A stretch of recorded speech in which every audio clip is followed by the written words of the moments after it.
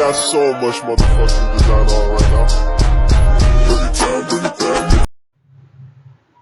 Surplus konsumen dan surplus produsen.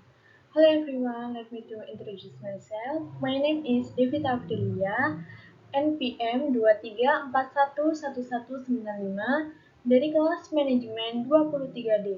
Di sini saya akan membahas tentang surplus konsumen dan surplus produsen. Apa sih yang kalian ketahui tentang surplus konsumen dan surplus produsen? Yuk kita bahas. Surplus konsumen. Surplus konsumen itu sendiri adalah mencerminkan suatu keuntungan lebih atau suatu surplus yang dinikmati oleh konsumen tertentu berkenaan dengan tingkat harga pasar suatu barang.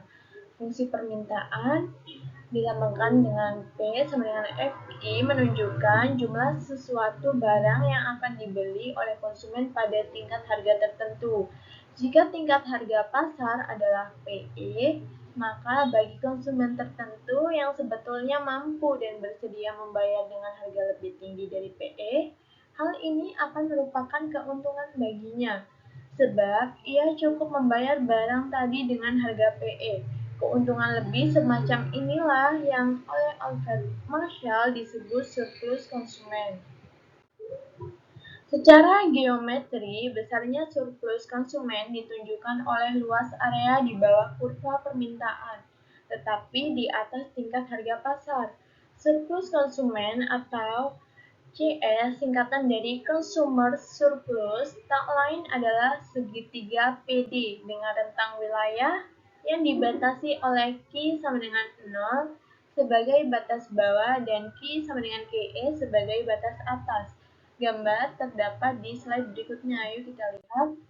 Ini adalah contoh dari surplus konsumen. Surplus konsumen, besarnya surplus konsumen adalah CS sama dengan integral Q B0 FQ DQ min KP. Dalam hal fungsi permintaan berbentuk P sama dengan FQ atau CS sama dengan integral P PE FP DP. Dalam hal fungsi permintaan berbentuk Q sama dengan integral P banding P adalah nilai P untuk Q sama dengan 0 atau kurva permintaan pada sumbu harga. Dengan demikian, integral KE 0 FQ DQ min KP sama dengan integral P PE FP DP. Untuk slide selanjutnya ini kita akan membahas contohnya. Contohnya adalah hitunglah surplus konsumen untuk fungsi permintaan Q sama dengan 40 minus 2P yang tingkat harga pasarnya 10. Penyelesaiannya Q sama dengan 40 min 2P. 2P sama dengan 40 min Q. P sama dengan 40 min Q dibagi 2. P sama dengan 20 min 0,5 Q. Jika P sama dengan 0, maka P sama dengan 20 min 0,5 Q. 0 sama dengan 20 min 0,5 Q. 0,5 Q sama dengan 20. Q-nya kita turunkan, jadi 20-nya kita ditaruh di atas, 0,5-nya ditaruh di bawah, jadi Q sama dengan 20 dibagi 0,5 adalah hasilnya 40. Jika Q sama dengan 0, maka P sama dengan 20 min 0,5 Q. P sama dengan 20 min 0,5 dalam kurung atau dikali 0, jadi P sama dengan 20 minus 0. P sama dengan 20.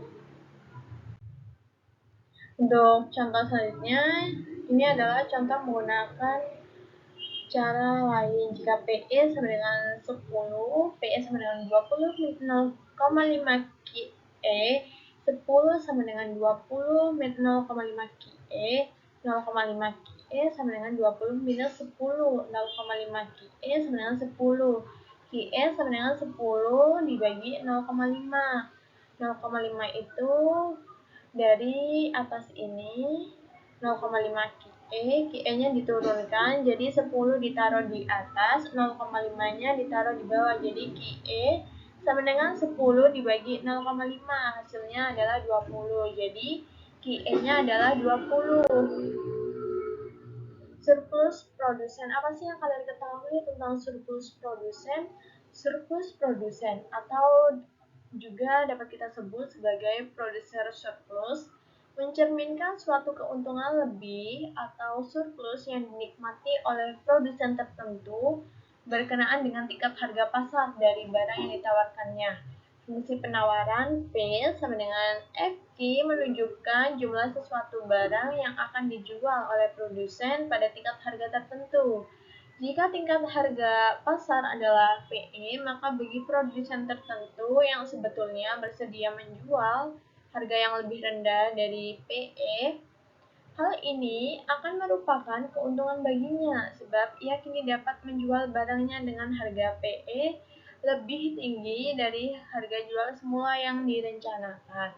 Keuntungan lebih semacam ini disebut sebagai surplus produsen.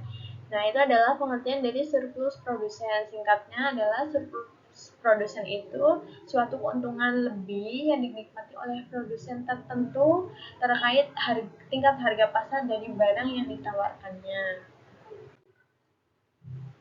Surplus produsen secara geometri, misalnya surplus produsen ditunjukkan oleh luas area di atas kurva penawaran tapi di bawah tingkat harga pasar. Jadi, secara geometri itu besarnya surplus produsen ditunjukkan oleh luas area di atas kurva penawaran tetapi di bawah tingkat harga pasar.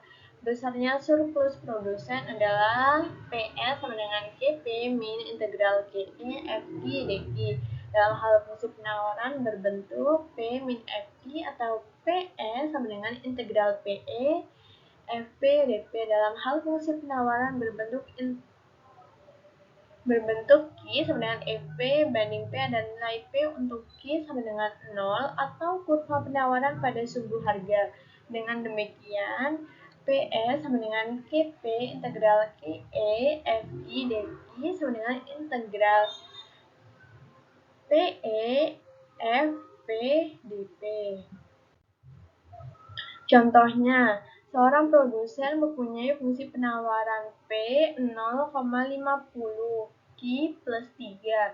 Berapa surplus produsen itu bila tingkat harga keseimbangan di pasar adalah 10? Nah, penyelesaiannya P sama dengan 0,50 Q plus 3 minus 0,50 Q sama dengan 3 minus P. Q 3 per 0,50 Q sama dengan 3 per minus 0,50 minus 1 per minus 0,50 P. Jadi Q sama dengan min 6 minus 2P. Jadi Q sama dengan min 6 plus 2P. Jika P sama dengan 0, maka Q sama dengan min 6 plus 2P. Q sama dengan min 6 plus 2 dikalikan 0. 2 dikalikan 0 adalah 0. Jadi kita tukarkan ke bawah. Jadi Q sama dengan min 6 plus 0. Jadi hasilnya adalah Q sama dengan minus 6.